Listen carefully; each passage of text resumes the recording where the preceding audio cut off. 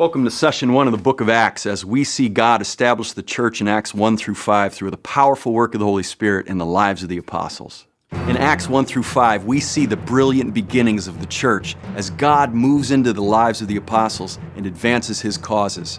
We see Jesus give the Great Commission to make disciples of all nations, baptize them, and teach them to obey everything he has commanded. We see Jesus ascend into heaven in the sight of the apostles to affirm his ongoing humanity and that he lives forever to intercede for us. And then we see the apostles on the day of Pentecost receive the promised Holy Spirit, and their lives were never the same.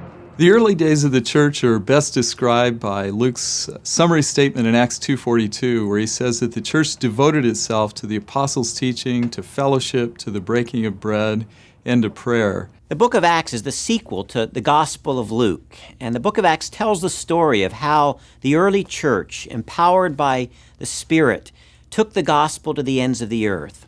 Acts 1:8 frames the entire book of Acts when it says, "But you will receive the Holy Spirit in power, and he comes upon you, and you'll be my witnesses in Jerusalem and in all Judea and Samaria and to the ends of the earth." The central message of the book of Acts is the unstoppable progress of the gospel. Jesus said in Matthew 16 that he would build his church and the gates of Hades would not stand against it. And that's what we see in the book of Acts.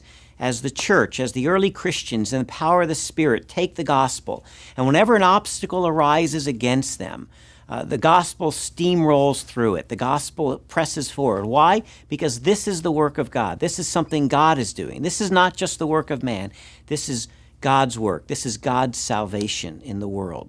The book of Acts is titled the Acts of the Apostles, but it would actually be more appropriately named the Acts of the Holy Spirit, because Peter or Paul are not the stars of Acts. The Holy Spirit's the star of Acts. Nothing happens of lasting value unless he is at work in the lives of his people.